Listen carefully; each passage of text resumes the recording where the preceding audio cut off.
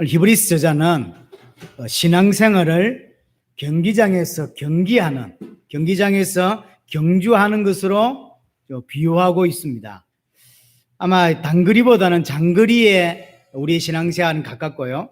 또 1등을 하는 어떤 속도전, 기록을 세우고 하는 속도전보다는 완주를 목표로 하는 그런 경기에 더 가까운 것 같습니다. 그래서 뭐가 필요하냐면 인내라고 하는 게 필요합니다. 인내가 없으면 완주를 할 수가 없는 거죠.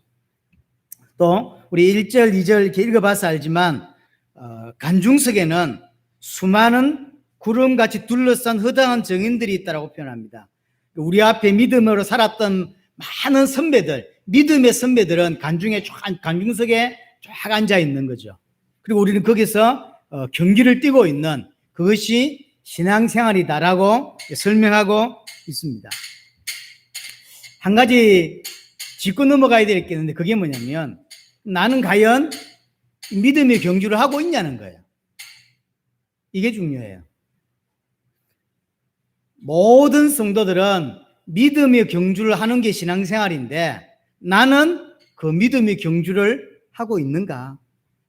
어떤 사람들은 경주하는 것을 구경하고 있고 어떤 사람들은 경주에서 이탈했고 어떤 사람들은 경주하다가 주저앉아 있어요. 그늘에 앉아 있고 포기하고 있고 트랙에서 이게 이탈해서 있는 사람들이 많다는 거죠. 분명히 뛰고 있어야 되는데 현재는 뛰고 있지 않은 성도들이 분명히 많습니다. 다양한 이유로 인해서. 그 이유가 뭐였던지 간에 열심히 뛰다가는 낙심해서 주저앉아 있든지 아니면 처음부터 안 뛰고 있든지 아니면 자기는 다 뛰었다고 생각하든지 여하튼 경주를 하지 못하고 있는 사람들이 분명히 있다는 거죠. 우리는 여기서 분명히 답을 얻고 가야 됩니다. 신앙생활은 믿음의 경주라고 하는 거예요. 경주를 안 하는 사람은 간중석에 앉아 있는 사람밖에 없어요. 그 사람은 믿음의 선배들이었습니다. 그 사람만 간중석에 있고 현재 인생을 사는 모든 성도들은 믿음의 경주를 하고 있어야 된다고 하는 거죠. 그래서 바울도요. 고린도전서 9장 24절에 보면 너희도 상을 받도록 다름질하라 라고 표현해요. 그러니까 가만히 있는 게 아니라 다름질하라. 자, 이 믿음의 경주를 잘하기 위해서 한 세 가지가 필요합니다. 첫 번째 보니까 뭐라고 돼? 1절입니다. 이러므로 우리에게 구름같이 둘러싼 허다한 정인들이 있으니 모든 무거운 것과 얽매기 쉬운 죄를 벗어버리고 그랬습니다. 그게 있어야 믿음의 경주를 잘한다는 거죠. 이게 뭐죠? 몸을 가볍게 하는 거예요. 몸을 가볍게. 자, 다시 봅니다. 모든 무거운 것을 벗어버린다 그랬어요. 벗어버린다. 이번에 올림픽 보셨죠? 올림픽 보니까 특별히 그 달리기 하는 100m, 400m 뭐 이런 달리기 하는 사람들 또 이런 사람들은 옷이 전부 딱 맞게 입죠. 야구 선수만 펑퍼짐하게 입지 그런 선수들은 딱 맞게 입습니다. 왜냐하면 달리는데 긁어치면 안 되니까. 그래서 몸을 가볍게 하는 게 굉장히 중요해요. 그리고 당시에 이것을 쓰고 있을 당시에는 사실은 주로 남자들만 게임에 임합니다. 그러니까 옷을 안 입고 했어요. 옷을 입는다. 예를 들어서 겨울 패딩을 입고 뛴다고 생각해 보세요. 또 어떤 분은 자기는 레이스 달린 게 좋대. 그래서 레이스 달린 막 이런 걸 입고 뛴다고 생각해 보세요. 근데 사실은 제대로 달릴 수가 없는 거죠. 제대로 뛸 수가 없는 거예요. 그래서 제대로 뛰려면 몸을 가볍게 해야 됩니다. 몸을 가볍게. 경주를 하는 데 있어서 방해가 될 수 있는 또 빠르게 달리는데 방해가 될 수 있는 장애물이 될 수 있는 것들을 전부 다 제거하라는 거죠. 그래서 제가 볼 때 영적인 다이어트가 필요해요. 이게 이런 것들이 전부 다 자세에 관한 거거든요. 우리의 습관에 관한 거예요. 실제로 몸이 너무 무거우면 뛰기도 힘들고 또 뭔가를 걸치고 있으면 뛰기 힘들어요. 하나님도 좋지만 세상이 너무 좋아요. 뛰기 힘들어요. 그렇죠. 예배하는 건 나쁘지 않아. 그러나 세상에서 뭐 여러 가지 친구들하고 노는 건 너무 좋아. 그런 올바른 경주를 할 수가 없어요. 그렇겠죠. 그래서 영적인 다이어트가 사실은 필요하다고 하는 사실. 또 하나가 뭐냐면 뭐라고 되어 있냐면 얽매이기 쉬운 죄를 벗어버리라고 그랬어요. 사실은 뭐 비슷한 이야기인데 얽매이기 쉬운 죄란 말은 무슨 말이냐면 죄는 아니에요. 그런데 결국 죄의 역할을 해요. 얽매이기 쉬운 죄라 그랬어요.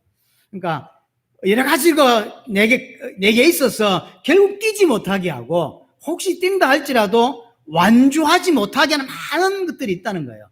그게 발목을 잡고 있는 거예요. 쉽게 말하면 우리의 어떤 잘못된 습관, 잘못된 어떤 태도, 이런 모습들을 말해요. 자, 내일 이제 10시에 100m 결승이에요. 근데 그 전날 밤에 지키하고 새벽 4시까지 친구들하고 놀아. 그럼 다음날 100m 결승을 이제 올림픽에서 해야 되는데 1등 할 수 있을까요? 내일 마라톤을 42.195km 뛰어야 돼. 근데 새벽 4시, 5시까지 친구들하고 치맥하면서 놀아요. 치맥하는 게 죄인가요? 아니, 치킨 먹는 게 죄냐고요. 피자 시켜 먹는 게 죄냐고, 어디. 죄가 아니요. 그런데 새벽 4시까지, 새벽 5시까지 그렇게 먹었다는 게 문제예요. 왜냐하면 그 다음날 게임을 해야 되는데. 무슨 뜻인지 알겠죠? 그러니까 분명히 죄가 아니라니까, 얽매기 쉬운 죄라고 했지만 죄가 아니에요. 사람을 죽인다든가 이런 죄가 아니라니까. 그런 죄를 지은 게 아니라 삶의 태도를 말해요. 하나님의 백성으로서 믿음의 경주를 해야 되는 사람으로서의 삶의 태도. 분명히 우리에게 좋은 어떤 취미생활이 있습니다. 그건 죄가 아닙니다. 그러나 그 취미생활이 내가 믿음의 경주를 하는데 발목을 잡는 거예요. 자, 난 게임을 좋아해. 그래서 인터넷으로 하는 이 게임을 좋아하는데 이것이 예배도 못할 만큼 게임을 한다든가 하나님을 기억하고 하나님을 생각하지 못할 만큼 게임을 한다든가 텔레비 보는 걸 좋아해. 그런데 주일날 예배를 못할 만큼 텔레비를 보고 앉아있다든가 새벽 3시까지 4시까지 텔레비 보고 다음날 예배하는 놈이 정상적인 신자겠냐는 거예요. 그렇지가 않는 거죠. 자, 등산 가는 걸 좋아해. 근데 등산을 너무 다니다가 예배를 방해받을 만큼 등산을 간다. 이 말인 거예요. 내게 무거운 짐, 그 다음에 얽매이기 쉬운 죄, 이는 전부 다 나쁜 게 아니에요. 그러나 이건 우리가 가지고 있는 생활 습관이나 태도를 말하는 거죠. 이런 것들을 가지고 있으면 정상적인 뛰어갈 수가 없어요. 새벽 4시까지 노는 놈이 새벽 4시까지 치킨 시켜 먹는 놈이 그 다음 어떻게 100m 뛸 수 있겠냐고요. 청년 때 이렇게 이제 교사를 이렇게 하고 또 주일학교 전도사를 하는데 왜 이제 교회 청년 중에서 연애하는 친구들이 있잖아요. 좋아. 그게 나쁜 겁니까? 연애해야죠. 근데 뭐가 문제냐면 직장을 다니고 공부를 하는 아이들이다 보니까 토요일밖에 시간이 없어요. 토요일밖에. 그러니까 토요일 날 이제 데이트를 하는 거죠. 토요일 날 데이트를 하는데 이제 영화도 보고 뭐 밥도 먹고 이러다 보니까 이게 집에 들어오는 시간이 새벽 1시, 2시예요. 내일 9시까지 교회 가서 주일학교 교사로 해야 되는데 새벽 2시나 계속 집에 들어오는 거예요. 얘들 내가 가만히 보니까 주일학교 교사인데 주일학교 아이들이 뭘 가르쳐야 되잖아요. 그 이제 공과를 지하철 타고 오면서 공과를 보는 거예요. 주중에 한 번도 공과를 못 보고 있다가 지하철 타고 오면서 공과를 쭉, 왜냐면 또 똑똑한 데다가 대학 다니는 아이들이 또 청년들이, 대학 졸업한 청년들이 똑똑하잖아요. 쭉 읽어보면 안다고요. 그래갖고 이제 이게 20분 메시지 하는 거예요. 영혼이 살아나겠냐고. 제가 청년 때나 또 전도사 때는 교회 안에 연애하는 것들 굉장히 제가 싫어했거든요. 연애 자체가 나쁜 게 아니라 계속 발목을 잡는 거예요. 얘가 조금 은혜 받을 만하면 연애를 하는 거예요.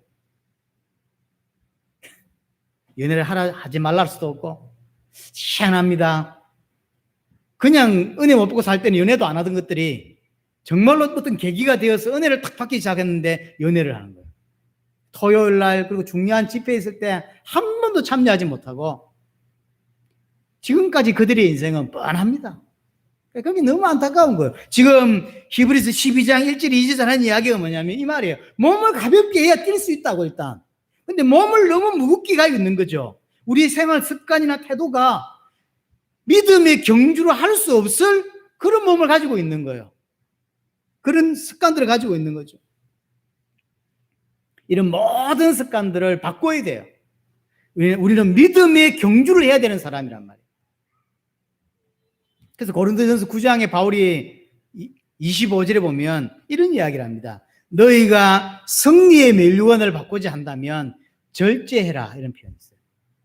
뭔가의 싸움에서 이기기를 원하고 승리자의 간을 받기를 원한다면 지 하고 싶은 대로 하지 말고 절제해라.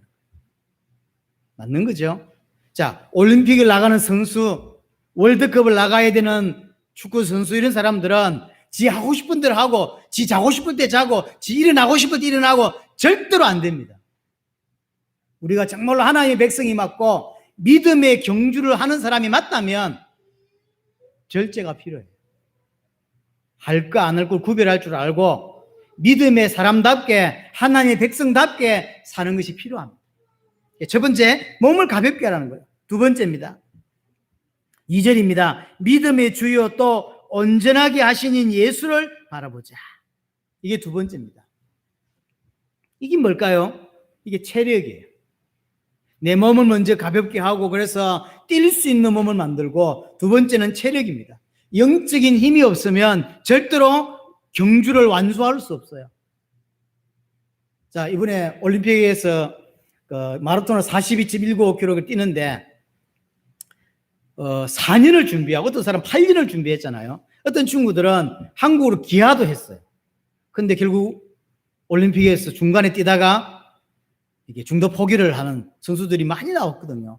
모든 사람들이 완주를 하는 게 아니에요. 올림픽에서 중간에 포기하는 친구들이 많은 거죠. 그날의 컨디션에 따라서, 그날의 여러 가지 몸 상태, 그날의 기온, 그날의 바닥, 여러 가지 환경들, 요인들, 자기 몸, 이런 것들이 다 합쳐져서 완주라는 게 가기 때문에 이번에도 중도 포기하는 사람이 많더라고요. 만약 제가 갑자기 일주일 전에 신청을 해가지고 제가 올림픽에 나갔다고 칩시다. 안 받아주지만 받아줬더라도 지금 내가 가서 2시간 반 만에 들어올 수 있을까요? 못 들어와요. 의지가 없어서 못 들어오는 게 아닙니다. 생각이 없어가지고 못 들어오는 게 아니라니까요. 체력이 안 돼요. 한 5km 뛰고 나니까 이제 헤헷거리고 10km 뛰다 포기해버려요. 퍼져버려요. 그래서 우리의 믿음의 싸움, 믿음의 경주는 반드시 뭐가 필요하냐면 내 몸을 가볍게 하고 뛸 수 있는 몸을 만드는 게 필요하고, 두 번째는 체력이에요. 체력이 없으면 못 뛴다니까요. 체력이 없으면 완주할 수 없어요. 흉내는 낼 수 있습니다. 세계복음화 흉내 낼 수 있습니다. 세계복음화 생각할 수 있어요. 세계복음화 기도할 수 있어요. 그렇다고 할 수 있는 게 아니라니까요. 체력이 없으면 못하는 거예요. 체력이 없습니다. 체력을 만들어라는 거죠. 체력이 없으니까 결국 중간에 포기하고, 중도 포기하고, 결국 이탈하고 주저앉게 되고, 낙심하게 되고, 또 상처받게 되고, 이번에도 또 포기했구나, 상처받게 되고. 저는 히브리서 12장을 읽으면서 정말로 참 우리 인생과 우리 신앙생활, 이 믿음의 경주라는 게 너무 비슷하구나 하는 생각을 참 많이 듭니다. 자, 믿음의 주요 온전케 하시니라 그랬어요. 이 주요란 말은 주님이란 말이 아닙니다. 로드가 아니에요. 주님이란 말이 아니에요. 주라고 하는 의미는 뭐냐면 시작이라는 의미예요. 출발 또는 뭐라고 표현해요? 개척자. 조금 더 정확한 표현, 제가 그래서 다른 어떤 주석이라든지 몇 개를 찾아봤는데 가장 좀 더 정확한, 한국말로 가장 정확한 표현은 첫 시작을 해서 완주한 승리자, 챔피언이라는 단어가 가장 더 맞다고 이야기하더라고요. 그래서 믿음의 챔피언이시고 그것을 시작한 사람이시고, 그다음 뭐라 되어 있죠? 온전하게 완성한, 이 말이에요. 이 믿음의 시작을 하셨고, 그래서 그 믿음의 시작에 완주하셔서 챔피언이 되셨고 그것을 완성하신 예수님을 바라보자 라고 하는 의미예요. 우리 앞에서 믿음의 경주를 완주하신 챔피언인 예수님을 바라보자는 거죠. 이 예수님을 바라보며 뛸 때 완주할 수 있다는 거죠. 왜 그럴까요? 어떻게 예수님을 계속 바라보고 뛰면 완주할 수 있냐? 성도에게 오는 힘은 위로부터 옵니다. 위로부터 와요. 주님을 바라볼 때 우리에게 힘이 생깁니다. 그래서 이사야 40장 31절에도 오직 여호와를 앙망하는 자는 새 힘을 얻을 것이다. 독수리의 날개침 같을 것이다 라고 표현했죠. 육신적인 힘은 음식을 통해서 힘이나 에너지가 나지만 영적인 힘은 우리가 믿음의 경주로 완주할 수 있는 영적인 힘은 밥으로 되는 게 아니라는 거죠. 위로부터 온단 말이에요. 하나님으로부터 와요. 그래서 우리의 눈이 어디에 고정되어 있어야만 완주할 수 있냐면 예수님께 고정되어 있을 때, 주님을 계속 바라보고 있을 때 우리에게 힘이 생기는 거예요. 믿음을 우리 예수님은 단순히 말로만 이렇게 믿어, 이렇게 해, 이렇게 하신 분이 아니라 본인이 직접 인간이 되셔서 믿음의 삶을 사셨고 그 믿음의 완주를 하셨고 그리고 완성하신 분이에요. 그분이 챔피언이에요. 그래서 누구보다 우리를 잘 알아요. 우리의 상태를 잘 알고 우리의 낙심을 잘 알고 우리의 어떤 모습을 잘 알아요. 그래서 그분이 하는 말이 맞을 수밖에 없는 거죠. 주님을 바라보라고 하는 거죠. 인간은 하나님을 바라볼 때 새 힘을 얻습니다. 인간은 주님을 계속 바라볼 때 새 힘을 얻는다고 하는 거죠. 경주할 때 가장 중요한 건 이제 뛸 준비가 되었고 몸을 가볍게 했어요. 편한 옷을 입었고 몸을 만들었어요. 옆구리 살도 좀 빼고 몸무게도 좀 줄여서 뛸 수 있는 상태를 만들었어요. 지금부터 중요한 것은 주님께 내 눈이 집중되어 있는 거예요. 그럴 때 완주해낼 수 있다는 거죠. 뛸 때 가장 중요한 건 주님을 바라보는 거예요. 그게 체력입니다. 근데 대부분 뭘 보냐면 자신을 봐요. 내 모습은 완주할 수 없는 모습이 많거든요. 내 자신을 계속 보니까 낙심할 수밖에. 환경을 쳐다봐요. 다른 데를 자꾸 쳐다봐요. 주님만 쳐다보면 되는데 딴 데를 계속 보는 거예요. 다른 사람들은 이번에 올림픽에서 마라톤 하는 사람들이 중간에 포기한 사람들이 더워서 포기했다, 날씨가 너무 어떻다, 도로 상황이 너무 안 좋다, 컨디션이 안 좋다, 다 그렇게 이야기하는데 맞죠? 그렇지 않은 사람이 어디 있습니까? 완주한 사람들 중에서 1등, 2등을 빼고 완주한 사람 중에서 안 더운 사람이 어디 있으며 똑같은 도로를 뛰었잖아요. 대부분 이 땅을 살아가는 사람들은 사실은 다 비슷한 상황이에요. 상황이 좋고 조건이 좋고 환경이 좋기 때문에 완주하는 게 아닙니다. 노아라고 하는 사람은, 아브라함이라고 하는 우리의 선배는, 모세라고 하는 선배는 우리보다 환경이 더 좋았고, 다윗이라고 하는 또는 바울이라고 하는 우리의 믿음의 선배는 우리보다 훨씬 환경이 좋고 조건이 좋아서 완주한 게 아니라니까요. 그들도 우리만큼이나 환경이 안 좋았고, 그들도 우리만큼이나 갈등이 많았고, 그들도 우리만큼이나 완주를 포기할 만한 많은 문제와 사건이 있었다는 거예요. 근데 어떻게 완주할 수 있었냐면 준비가 잘 됐고 또 하나 체력이 있었다는 거죠. 그 체력은 주님을 계속 문제를 보지 않고 환경을 쳐다보지 않고 안 될 수밖에 없는 환경은 우리 앞에 쫙 깔렸습니다. 당장 이야기하면 100개도 말할 수 있어요. 여러분이 실패할 수밖에 없는 환경 100가지 이야기할 수 있다니까 내가. 그 환경 없는 사람이 어디 있습니까? 초대교회 보세요. 먹을 게 있습니까? 미래가 보장됐습니까? 직장이 있습니까? 근데 그들은 그 문제에 집중한 게 아니에요. 어디에 집중했냐면 주님께 집중. 주님을 바라보는 거예요. 그게 사는 길이라는 걸 알았기 때문에. 다른 데 쳐다보면 낙심합니다.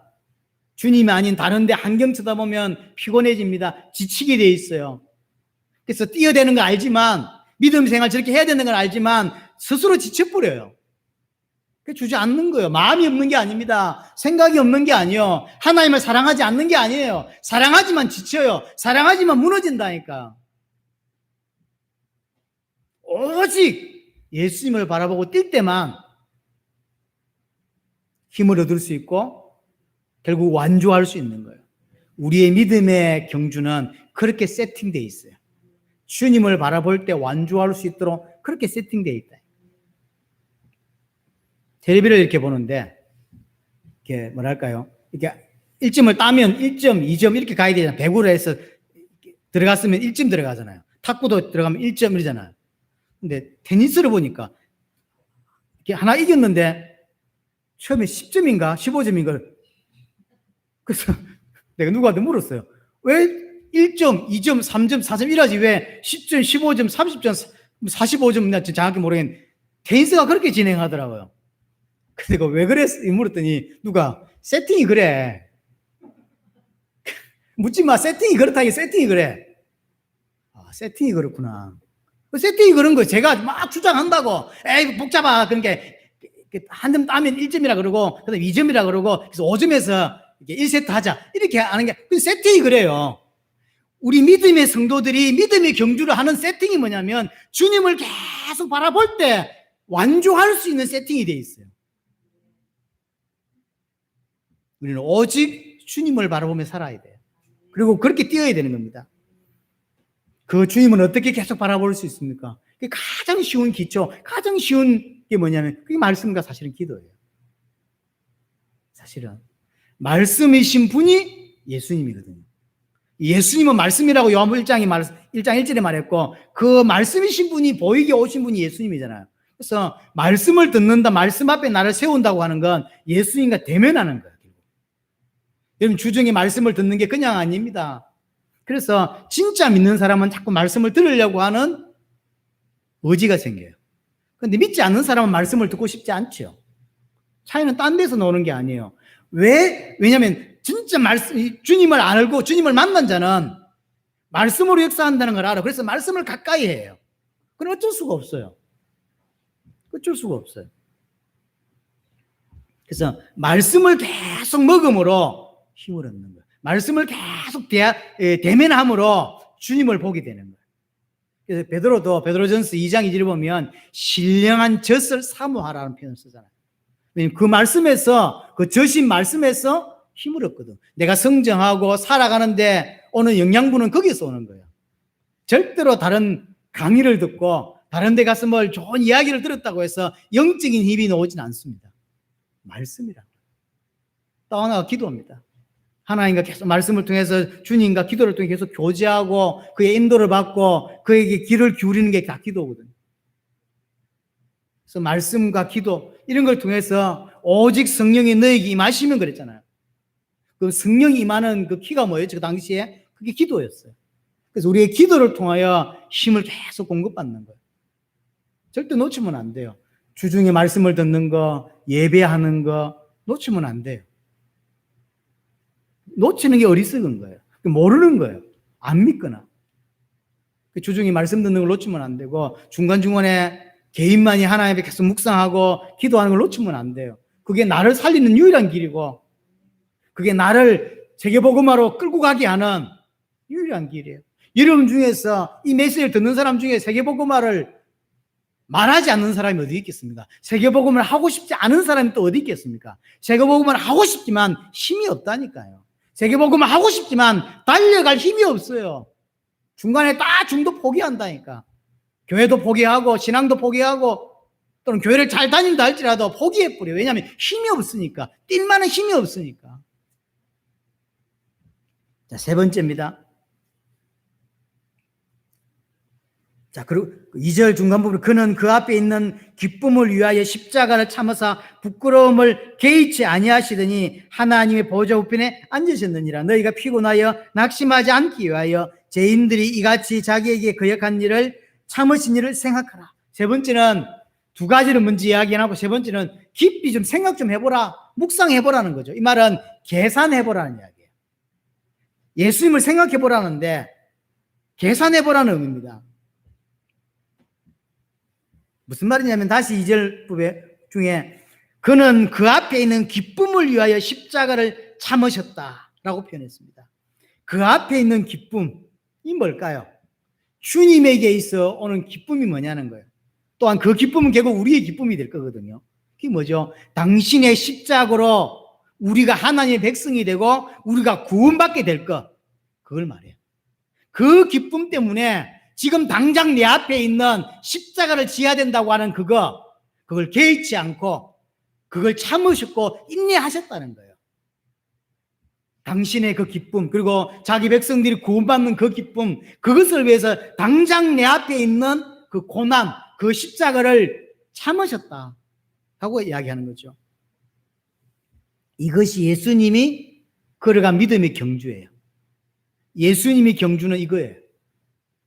그래서 고난을 이겨내셨고 고난을 견디셨고 고난을 인내하셨습니다. 그리고 결국은 완주하셨습니다.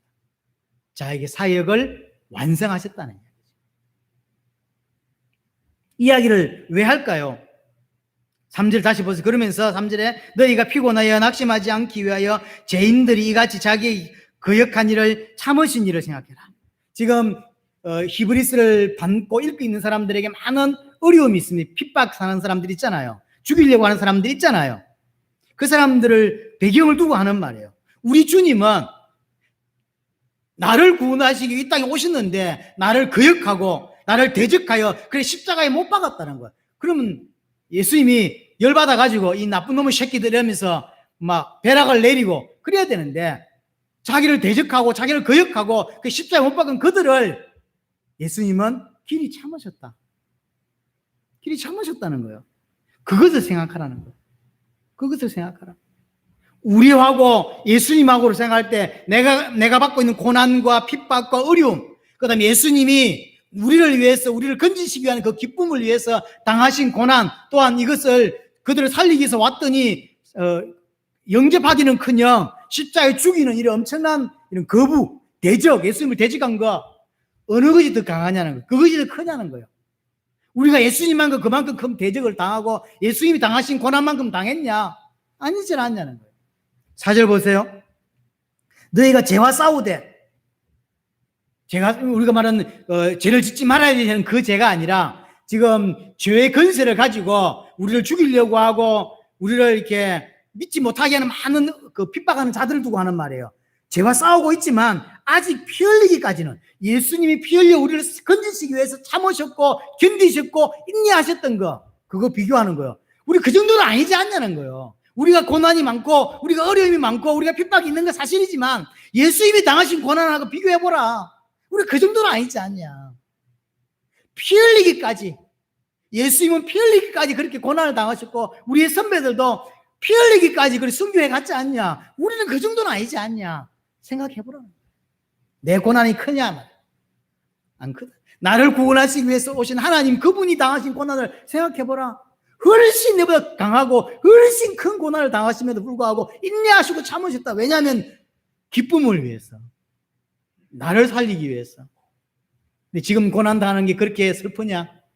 고난 당하는 것 때문에, 직장 이런 것 때문에, 지금 가난한 것 때문에, 지금 잘못하면 순교해야 되는 이 사건 때문에 낙심하냐?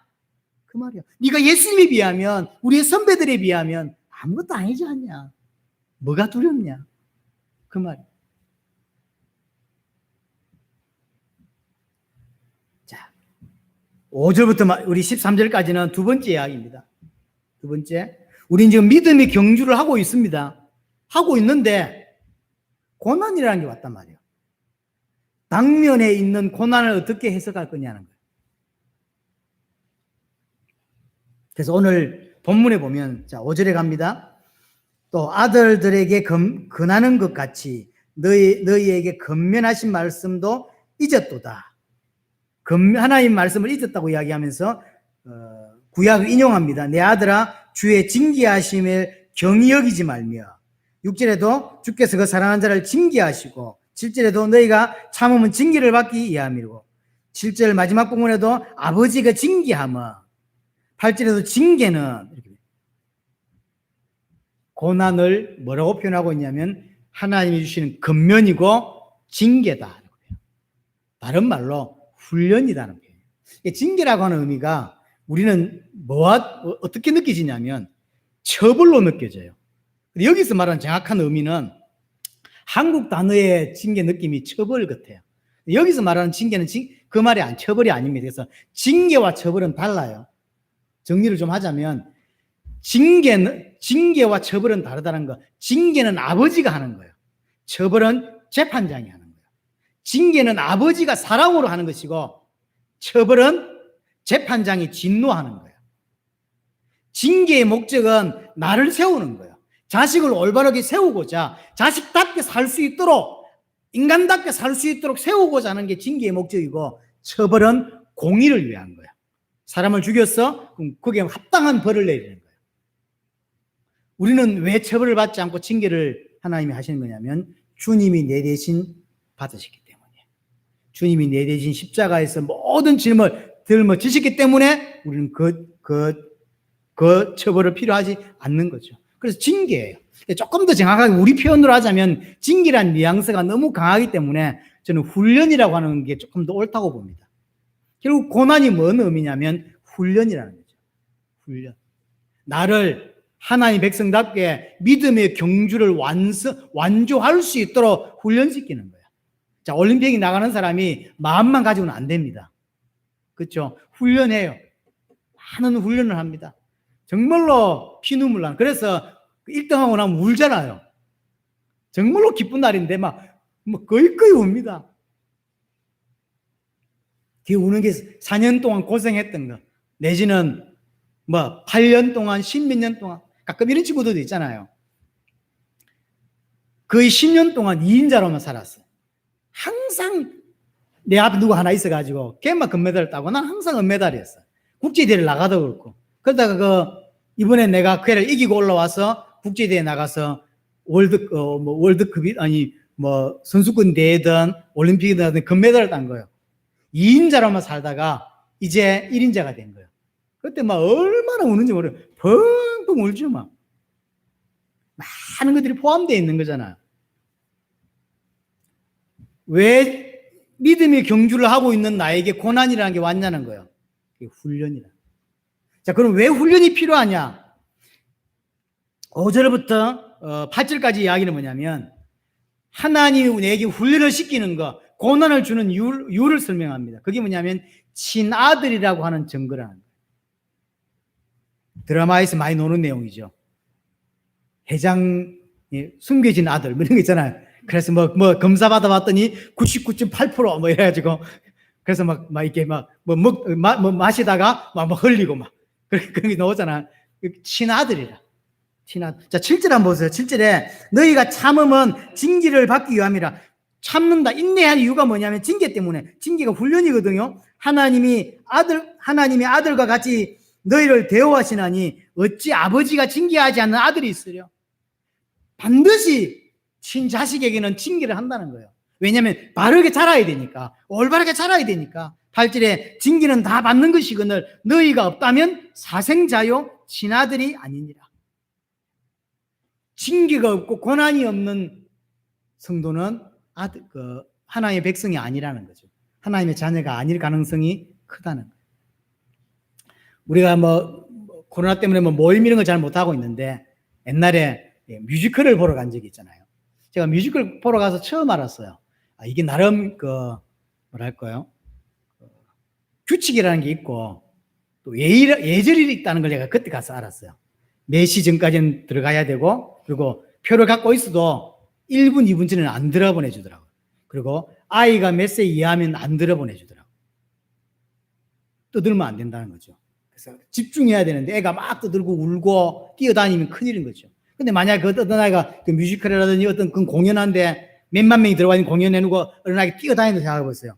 그러면 부모는 가만히 안 있겠죠. 걔를 잡거나 그 주의를 주겠죠. 그리고 꾸지람을 하겠죠. 근데 그러는 사람이 안 나타났다? 그럼 걔는 뭐란 이야기죠? 혼자 왔다는 거죠. 부모와 동반하지 않았다는 거예요. 똑같다는 거죠. 이 땅을 살아가면서 하나님이 훈련시키는 사람은 당신의 아들에게만 훈련시킨다는 거예요. 당신의 아들에게만 고난을 준다는 거예요. 고난이 없는, 믿음으로 살아가는데 고난이 없다? 사실은 믿음이 아닐 가능성이 크다는 거예요. 그래서 일단 첫 번째 이야기하는 건 아들에게만, 5절을 다시 보세요. 5절에 뭐라고 되어 있냐면 5절 중간 부분이죠. 내 아들아 주의 징계하심을 경히 여기지 말라. 부모의 교육을 아무렇게나 생각하지 말라는 거예요. 가볍게 생각하지 말라. 또 그에게 꾸지람을 받을 때 낙심하지도 말라. 당연히 부모는 자녀가 문제를 일으켰을 때 주의를 쥐고 꾸준함을 준다는 거예요. 거기에 대해서 낙심할 이유가 없다. 지금 내가 믿음으로 살아가는 길에 많은 여러 가지 어려움이 왔어요. 낙심할 이유가 없다는 거지. 왜냐하면 아버지가 지는 징계라는 거죠. 아버지가 하는 훈련이라는 거죠. 그래서 기독교인은 고난을 정확하게 해석할 수 있어야 합니다. 고난을 해석하지 못하는 성도는 참된 성도가 아니에요. 중요한 건 고난을 정말로 성장으로 연결되어야 된다는 거예요. 근데 제가 느낄 때 고난을 고난으로만 받는 성도가 있어요. 하나님은 고난을 주려고 하는 게 아니에요. 뭔가의 목적을 두고 고난을 주고 어려움을 줘요. 근데 평생 고난만 당하는 사람이 있다. 왜 그럴까요? 고난의 해석을 잘못하고 있는 거예요. 그 고난은 결국 성장으로 연결되어야 되고 훈련으로 연결되어져서 나를 성장시켜서 완주할 때까지 완주로 연결되어야 되는데 생각보다 많은 성도들이 그렇게 못해요. 고난을 해석 제대로 못해서 고난만 일평생 고난만 받는, 그래서 하나님께 원망만 하는 성도들이 꽤 있어요. 고난을 똑바로 해석 못했고 고난을 자기 거로 만들지 못한 거예요. 또 하나 징계의 필요성 두 번째가 뭐냐면 9절 10절을 보세요. 또 우리 육신의 아버지가 우리를 징계하여도 공경하거든 하물며 모든 영의 아버지께 더욱 복종하며 살려 하지 않겠냐. 10절에 그들은 잠시 자기의 뜻대로 우리를 징계하였거니와 오직 하나님은 우리의 유익을 위하여 그의 거룩하심에 참여하게 하시느니라. 두 번째, 첫 번째는 친아들임을 확인시켜 주는 것이고, 두 번째는 하나님의 거룩하심에 참여하기 위하여 고난을 허락한다는 거예요. 하나님의 거룩하심에, 레위기에 보면 내가 거룩하니 너희도 거룩하라 하는 표현이 있죠. 자, 하나님과 단절됐을 때 우리의 모습은 죄인입니다. 하나님의 원수예요. 이제 하나님의 자녀가 되었습니다. 예수를 그리스도로 믿음으로 지금부터 내가 해야 될 일 중 하나가 뭐냐면 그를 닮아가는 거죠. 다시 거룩을 회복하는 거예요. 우리가 원래 거룩한 존재였고, 왜? 그의 형상을 따라 만들어졌기 때문에 원래 우리 모습이 거룩이에요. 그러나 하나님과 단절되면서 그 거룩은 사라졌어요. 다시 예수 그리스도를 믿게 됨으로 말미암아 회복되게 된 거예요. 그러나 완전히 회복되었냐? 그렇지 않습니다. 왜 우리에게 고난을 주냐면 거룩을 회복시키려고, 하나님을 닮아가게 하시려고, 고난이라고 하는 훈련을 통해서 하나님을 닮아가게 하시려고. 그래서 에베소서 4장 24절에 보면 옛 사람을 벗어버리라고 표현해요. 우리의 죄 모습을 벗어버리라는 거죠. 의와 진리와 거룩함으로 지으심을 받은 새 사람을 입으라. 새 사람.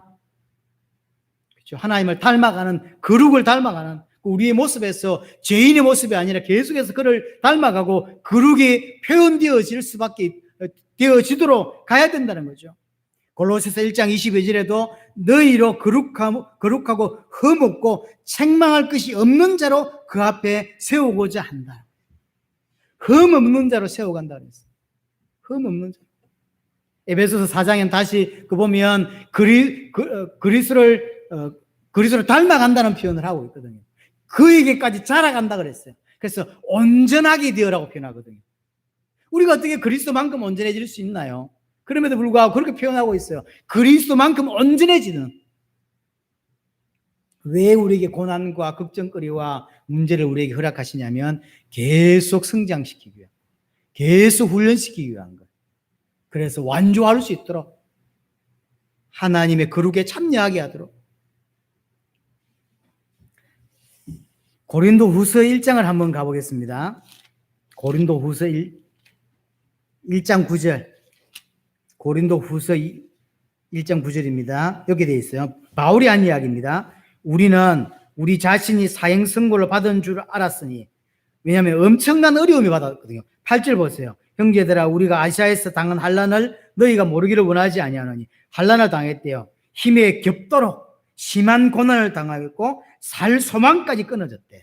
그래서 그걸 한마디로 사형 선고다라고 표현했어요. 사형 선고를 받을 줄 알았다. 그만큼 힘들었다는 거, 그만큼 고통스러웠다는 거죠. 이는 우리로 자기를 의지하지 말고, 근데 바울이 보세요. 고난을 똑바로 해석한 거예요. 그래서 성장하게 된 거예요. 이는 우리로 자기를 의지하지 말고 오직 죽은 자를 다시 살리시는 하나님만 의지하게 하십니다. 왜 하나님이 그렇게 바울에게 그 어려움을 주었냐면 하나님만 바라볼 수 있게 하려고. 하나님만 바라보게 하려고. 지난주 말했던 바울에게 그 3번이나 간절히 기도했는데 가시 뭔지 모르지만 하나님이 내 은혜가 내게 족하다라고 표현했어요. 연결되는 것 같아. 하나님만 계속 바라볼 수 있도록 그렇게 하나님 은혜를 주신 거죠. 11절입니다. 세 번째, 징계의 필요성으로 징계가 당시에는 즐거워 보이지 않고 그렇습니다. 고난이 징계가 훈련이요. 아무도 안 기뻐요. 올림픽 나가기 위해서 훈련하는데 기쁜 사람이 있습니까? 안 기쁘다니까요. 너무너무 힘들어요. 포기하고 싶고요. 집에 가고 싶고요. 그렇죠. 하나도 징계가 고난이 쉬운 사람은 없습니다. 그리고 즐거운 사람이 없습니다. 즐거워 보이지 않고 슬퍼 보이나 후에 그로 말미암아 연단받은 자들은 고난이 결국 뭐란 말이죠? 연단이라는 거죠. 의와 평강의 열매를 맺느니라. 결국 징계는 즐겁지 않지만 의와 평강의 열매를 맺게 된다는 거예요.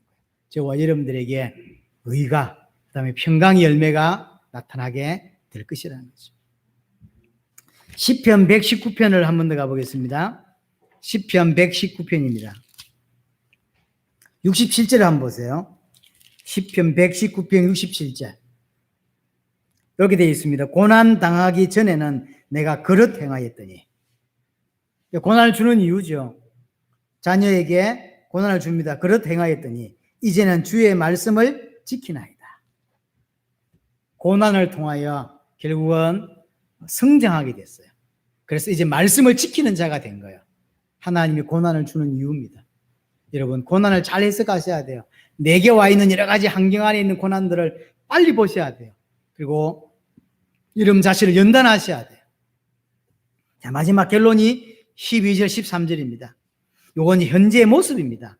현재의 모습. 그러므로 피곤한 손과 연약한 무릎을 이렇게 세우고 너희 발을 위하여 곧은 길을 만들어 저는 다리로 하여금 어그리지 않고 고침을 받게 하라. 지금 비난받고 고난받고 핍박받고 또 소문 들어보니까 어떤 사람들은 순교했대요. 이런 이야기를 듣는 게 마치 뭐가 같냐면 너무 놀라운 걸 당해서 왜 얼음이 됐다 그러죠. 그래서 움직이지 못하는 상태. 이 상태를 표현한 거예요. 피곤한 손과 연약한 무릎과 저는 다리. 그래서 다리에 힘이 빠져가지고 아무것도 못하는 상태. 이 상태를 지금 설명한 거예요. 그게 지금 이 편지를 읽을 당시에 사람들의 마음 상태예요. 근데 지금 12절 13절에 이야기합니다. 그 피곤한 손, 연약한 무릎을 이렇게 세우라. 그리고 사람들이 넘어지지 않도록 곧은 길을 만들어라. 좀 삐딱삐딱하고 고속도로를 닦아놓은 게 아니잖아요. 제가 산길이다 보니까 삐딱삐딱하고 어떤 건 돌이 튀어나오고 어떤 거는 빠져있고 그래서 튀어나온 돌을 끄집어내서 메워서 팽팽하게 만들어라는 거예요. 왜 이런 말을 할까요? 예수님이 십자가와 부활로 내 모든 짐을 짊어지셨고 모든 걸 해결하셨어요. 이것을 믿는 선배들은 더 좋은 걸 선택하며 살았고 결국 승리했습니다. 주님은 지금 우리에게 믿음의 경주를 완주하라고 말하고 있는 거예요. 우리의 선배들이 믿음의 경주를 완주해서 저 관중석에 앉아있듯이 우리 또한 이 경기장 안에서 믿음의 경주를 완주하라는 거예요. 두려워하지 말라. 지금 그런 거잖아요. 뭐랄까요? 싸움을 정말 잘하는 사람이 칼을 탁 들어대니까 이게 발이 안 움직인다 뭐 그런 표현을 쓰잖아요. 도둑놈이 들어왔는데 도둑이야 이래야 되는데 소리가 안 나오더라면서 그게 그리 된다는 거죠. 그래서 지금 놀래가지고 아무것도 못하는 사람들 심호흡하고 마음을 진정시켜서 지금 굳어있는 그 손들, 연약해진 손, 연약해진 무릎을 세우라. 지금 정신만 차리면 생각만 똑바로 하면 이길 수 있는 싸움을 하고 있는데 이길 수 있는 게임을 하고 있는데 정신이 지금 아찔해가지고 못하고 있다는 거예요. 주님은 우리 앞에 가신 그 주님은 챔피언이신 그 주님은 이기신 싸움을 하셨고 그 싸움은 결국 나를 이기게 되는 거죠. 주님은 우리의 대표자로 십자가를 지셨어요. 그의 십자가는 곧 내가 진 십자가고 그의 승리는 곧 나의 승리가 되는 것입니다. 그래서 이길 수밖에 없는 싸움 우리가 하고 있고 완주할 수밖에 없는 믿음의 싸움인데도 불구하고 그걸 모르니까 흔들리고 있고 낙심하고 있는 거예요. 그래서 1장부터 지금까지 예수님에 대한 이야기를 비교하면서 썼고 그의 제사장 사역이 완전했다는 것을 계속 설명한 거예요. 그가 완전하게 끝내셨다. 그의 이김은 곧 나의 이김이다. 그의 승리가 곧 나의 승리다. 왜냐하면 그가 대표니까. 그래서 몸을 가볍게 하고 체력을 이제 키우라. 그리고 정신을 차려서 나를 이렇게 세우라. 이렇게 세우고 정신을 차리면 뛸 수 있고 뛰면 승리하는 완주할 수밖에 없는 게임이 우리의 게임이다 라는 이야기를 지금 하는 거예요. 우리는 지금 믿음의 경주를 하고 있습니다. 그것도 완주해야 됩니다. 저 여러분들에게 정말로 이 믿음의 경주를 완주해내는 그 은혜가 있게 되기를 바랍니다.